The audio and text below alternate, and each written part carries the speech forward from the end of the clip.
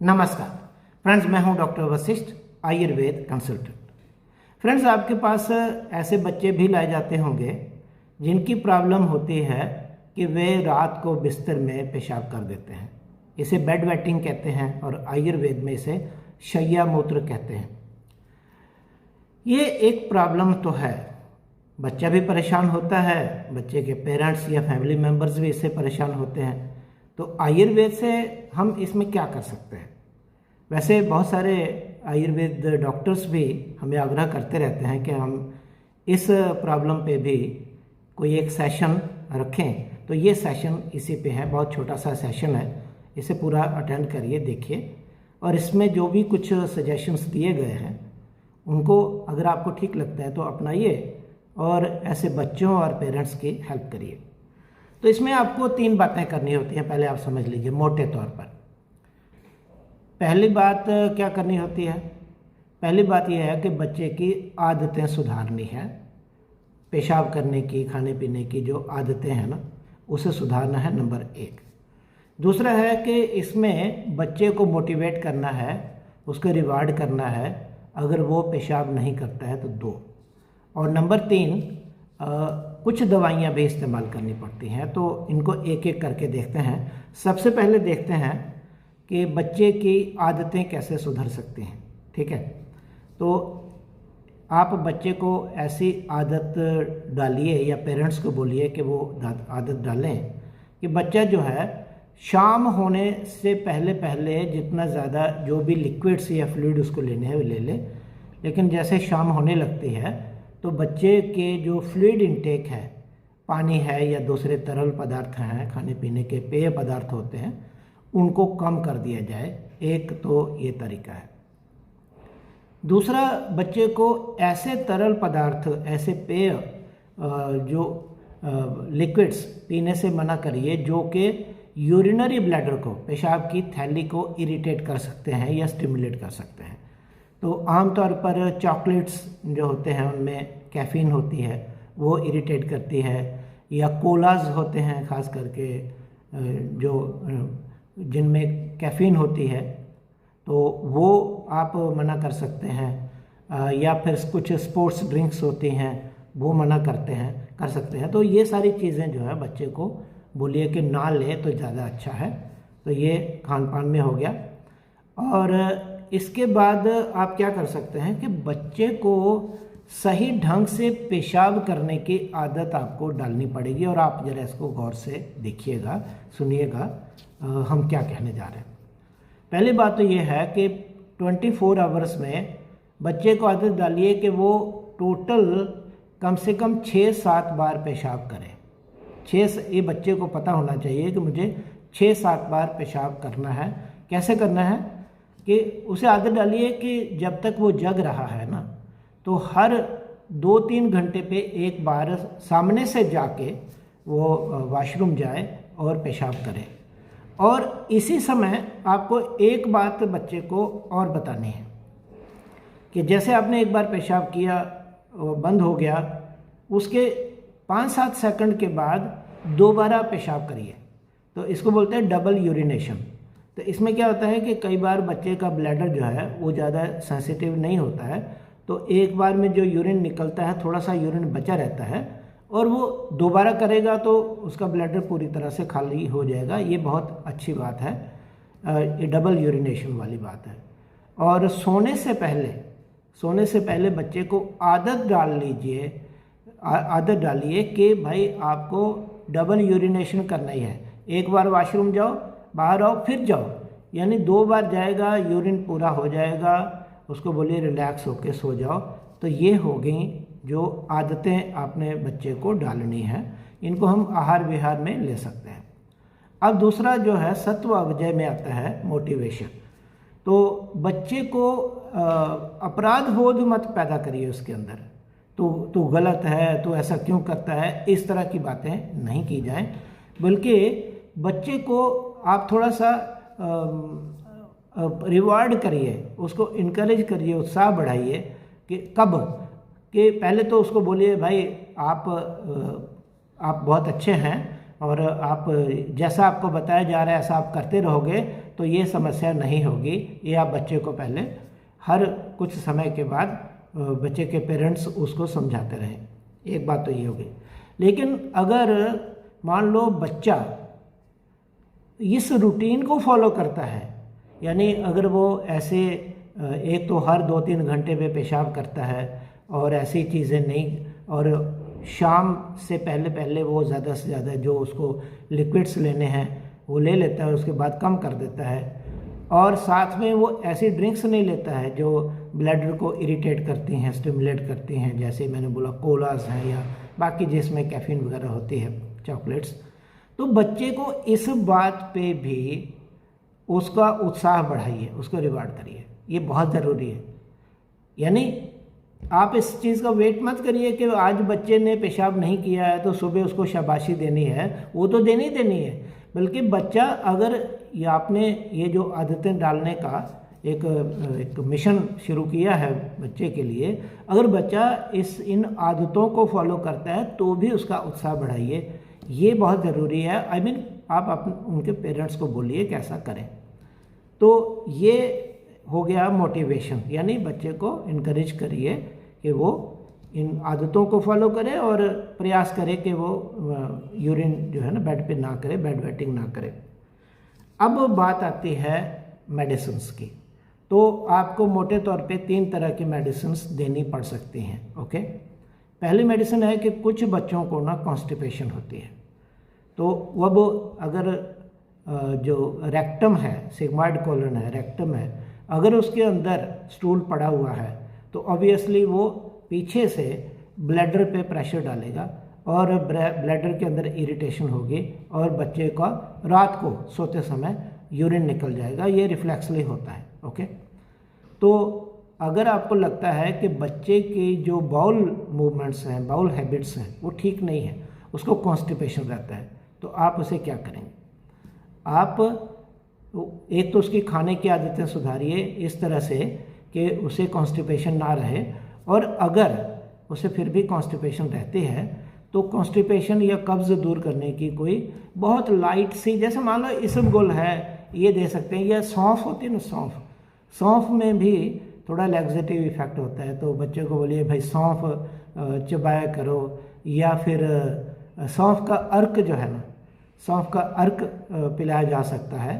तो इस तरह से जिसे, या फिर गुलकंद होता है, गुलाब के फूलों का जो बनता है, वो दिए जा सकते हैं, जिससे बच्चे का जो स्टूल है वो आसानी से पास हो जाए, थोड़ा सॉफ्ट हो जाए और निकल जाए। नहीं तो इसबगोल दे सकते हैं दूध के साथ रात को। तो ये हो गया कॉन्स्टिपेशन। बच्चे को कोशिश करिए कि ज़्यादा स्ट्रॉन्ग लैक्सेटिव्स जो है ना, विरेचक औषधियाँ नहीं दी जाए। और दूसरा है कि कुछ बच्चों को ना यूरिन में इन्फेक्शन होता है, ब्लैडर में खास करके, तो यूरिन टेस्ट करवा लीजिए। अगर इन्फेक्शन है तो उसका ट्रीटमेंट दीजिए। तो कैसे देंगे? तो अतिविषा होती है, बहुत अच्छी है, बाल चतुर्भद्र चूर्ण है ना, उसके अंदर अतिविषा होती है। तो अतिविषा को आप बाल चतुर्भद्र चूर्ण ही दे सकते हैं, या अतिविषा अलग से दे सकते हैं। अतिविषा का कि अगर चूर्ण देना है वो तो थोड़ी दिक्कत आएगी, कड़वा होता है, फिर भी अगर पेशेंट बच्चा ले सकता है तो उसको दीजिए। या फिर अतिविषा से बनी हुई घन टैबलेट होती है, वो दीजिए, या अतिविषा का ड्राई सिरप आता है, वो पिला दीजिए बच्चे को। तो ये कर सकते, या अतिविषा से बनी हुई एक टैबलेट है, इन्फेक्सी टैबलेट, वो दे सकते हैं बच्चे की एज के हिसाब से, बॉडी वेट के हिसाब से। तो ये आपको इन्फेक्शन दूर करने के लिए ये वाली दवाइयाँ देनी है। या चिरायता दे सकते हैं, तो चिरायते में सुदर्शन चूर्ण दे सकते हैं, सुदर्शन घनवटी दे सकते हैं, या चिरायता के घन टैबलेट दे सकते हैं। यह चिरायता भी इन्फेक्सी में रहता है तो इन्फेक्सी टैबलेट दे सकते हैं, इन्फेक्सी ड्राई सिरप दे सकते हैं, चिरायता ड्राई सिरप दे सकते हैं। कितने सारे विकल्प आपके सामने मौजूद हैं। तो ये सब दे के बच्चे की इन्फेक्शन को दूर करिए। लेकिन एक बात आपको ध्यान रखनी पड़ेगी, जब इन्फेक्शन दूर भी हो जाए ना, तो 2-3 महीने के लिए थोड़ी थोड़ी मेंटेनेंस डोज में इन मेडिसिन को देते रहिए, अदला बदली करके दीजिए, ताकि एक साथ में ना हो जाए। जब या ड्रग टॉलरेंस ना डेवलप हो जाए, एंजाइम्स इंडक्शन ये करना पड़ेगा। या कुछ और भी औषधियाँ होती हैं जो यूरिनरी ट्रैक्ट इन्फेक्शन में आप दे सकते हैं, जैसे मंजिष्ठा है, सारिवा है, निम्ब है, फिर चोप चीनी है, इनमें से कोई भी मेडिसिन आप बच्चे को दे सकते हैं, ये होगी इन्फेक्शन की। लेकिन सबसे जो इम्पॉर्टेंट मेडिसिन हैं बेड वेटिंग के लिए, जिनकी ज़रूरत अक्सर पड़ जाती है, वो होती हैं ऐसी मेडिसिन बच्चे को दीजिए जिससे बच्चे का जो ब्लैडर है ना वो एक्चुअली ओवर एक्टिव हो जाता है। थोड़ा सा भी यूरिन कई बार जाता है तो वो ओवर एक्टिव होके वो निकल जाता है अपने आप। तो ओवर एक्टिव ब्लैडर को, यूरिनरी ब्लैडर को काम डाउन करने के लिए, शांत करने के लिए कुछ आपको मेध्य रसायन औषधियाँ देनी है। तो हम आपको 3 औषधियाँ बताने जा रहे हैं, ठीक है। नंबर 1 तो आपको देनी है ज्योतिष्मती। तो ज्योतिष्मती एक बहुत अच्छी नर्व टॉनिक है, मेध्य रसायन है। ये जो ब्लैडर है उसकी इरिटेबिलिटी को कम करती है, ओवर एक्टिव कम हो जाता है, काम डाउन हो जाता है। तो फिर सोए ब्लैडर जो है वो खाली नहीं होता, यानी पेशाब नहीं हो जाता। तो एक बात तो ये है। दूसरा, आप ब्राह्मी दे सकते हैं या मंडूकपर्णी, इनमें से एक देनी है आपको। देखिए ज्योतिष्मती तो देनी ही पड़ेगी, उसके साथ आप ब्राह्मी दीजिए या फिर मंडूकपर्णी दीजिए, ठीक है। तो अब सवाल ये है कि इनको देना कैसे है। तो ज्योतिष्मती को तो आप दे सकते हैं तेल के रूप में, ज्योतिष्मती ऑयल आता है, मालकंगनी तेल उसे कहते हैं। लेकिन एक बात ध्यान रखिए, मार्केट में ज़्यादातर जो, ये बात आपको शायद इस पर विश्वास ना हो लेकिन कर ही लीजिए, ज़्यादातर जो मालकंगनी तेल या ज्योतिष्मती ऑयल मिलता है ना वो अडल्ट्रेटेड होता है, यानी उसमें सरसों का तेल मिक्स्ड होता है, तो वो असर नहीं करता है। या और कितनी अडल्ट्रेशन यहाँ तक होती है, हमने टेस्ट करके देखा कि अगर मान लो 100 ml तो नहीं, 10 ml अगर ज्योतिष्मती ऑयल कई बार मिलता है मार्केट में, तो 10 ml में 9 ml सरसों का तेल होता है और 1 ml ज्योतिष्मती तेल होता है, तो वो काम नहीं करेगा। इसलिए प्रयास करिए कि ज्योतिष्मती तेल प्योर मिल जाए, आप वो दे सकते हैं। अब डोज़ कितनी होगी, डोज़ है, छोटे बच्चे हैं तो 1 ड्रॉप सुबह और 1 शाम को काफ़ी है, ठीक है। और थोड़ा बच्चा बड़ा है, 5-6 साल का है तो, या 6 साल का है तो 2-2 ड्रॉप 3 बार, और बड़ा है 10-12 साल का है तो 3-3 ड्रॉप 3 बार, 2 बार, ये आप दे सकते हैं। देना कैसे है, इसे आप दीजिए हनी में मिक्स करके दे दीजिए, या दूध में डाल के दे दीजिए, फ्रूट जूस में दे दीजिए, ऐसा आपको देना है, ठीक है। या फिर आप ज्योतिष्मती की एक घन टैबलेट भी आती है, तो ज्योतिष्मती घन टैबलेट, आधी टैबलेट या 1 टैबलेट, ये आप बच्चे को दिन में 2 बार दे सकते हैं। या एक और टैबलेट है जिसमें ज्योतिष्मती के साथ अकरकरा, वचा और गंडीर हैं, वो भी इसमें हेल्प करते हैं। एलिवा टैबलेट, वो भी आधी या 1 टैबलेट आप दे सकते हैं। अब बात आएगी कि आपको ब्राह्मी कैसे यूज़ करनी है, ये मंडूकपर्णी। तो आइडियली क्या करना चाहिए, इनका अगर स्वरस मिल जाए, जूस मिल जाए, जूस मीन्स कूटी और जो रस निकलता है वो मिल जाए पूरे प्लांट का, तो वो तो बहुत अच्छा है। लेकिन एक तो मिलता नहीं है और दूसरा उसको बनाना झंझट होती है। तो दूसरा विकल्प होता है कि चूर्ण दिया जाए, तो चूर्ण बच्चे खाते नहीं। तो तीसरा ये होता है कि इसकी वटी दी जाए, तो वटी चूर्ण से बनती है और कई बार वो इफ़ेक्ट पूरा नहीं देती है। तो बेहतर ये है कि आप ब्राह्मी या फिर मंडूकपर्णी की घन टैबलेट दीजिए, एक्सट्रैक्ट से बनी हुई, तो वो आप आधी से 1 टैबलेट सुबह शाम दे सकते हैं। तो फ्रेंड्स, ये सारी जानकारी आपको हमने दी है बेड वेटिंग के लिए, शैया मूत्र या जो बच्चे रात को बेड में पेशाब कर देते हैं उनके लिए। तो ऑब्वियसली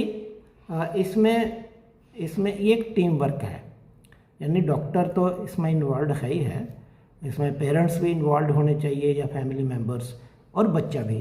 तो तीनों को इन्वॉल्व करके अगर एक ऐसा प्रोग्राम बनाया जाए कि एक कम्युनिकेशन बहुत अच्छा होना चाहिए डॉक्टर, पेरेंट्स और बच्चे के बीच में, कि जैसा जो कुछ प्लान किया जा रहा है, प्रोग्राम बनाया जा रहा है, वैसा उसकी इम्प्लीमेंटेशन हो।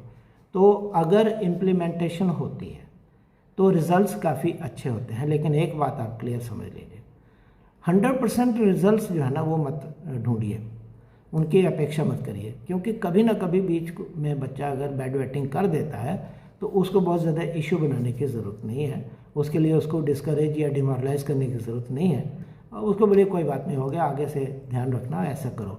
तो अगर इसको फॉलो अच्छे से कराया जाता है तो रिज़ल्ट्स काफ़ी ज़्यादा अच्छे आते हैं। और ये हम जो कुछ बोल रहे हैं ये प्रैक्टिकली हमने किया है, तो इसलिए हम ज़्यादा विश्वास के साथ आपके साथ ये बोल रहे हैं और बोल भी सकते हैं। तो फ्रेंड्स, ये बच्चों की प्रॉब्लम थी बेड वेटिंग की रात की, ठीक है। लेकिन कुछ बच्चों की प्रॉब्लम डे टाइम वेटिंग भी होती है, यानी वो दिन में भी यूरिन उनका निकल जाता है, तो वो एक अलग प्रॉब्लम है और उसके ऊपर एक अलग से सेशन करेंगे। तो ये सेशन अटेंड करने के लिए बहुत बहुत धन्यवाद। लेकिन एक बात बता दें, ये सेशन आयुर्वेद या आयुष के डॉक्टर्स के लिए है, दूसरे डॉक्टर्स के लिए, मतलब डॉक्टर्स के लिए, ओके। और जो सामान्य जन हैं, आम लोग भी देख सकते हैं। आपने सेशन अगर देखा है बहुत अच्छी बात है, आपको भी काफ़ी जानकारी इसमें मिली होगी।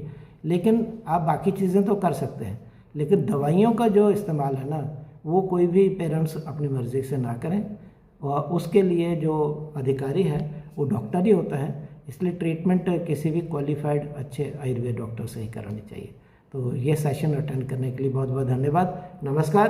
अपना, अपने बच्चों का, अपने पेशेंट्स का, साथियों का पूरा ध्यान रखिए।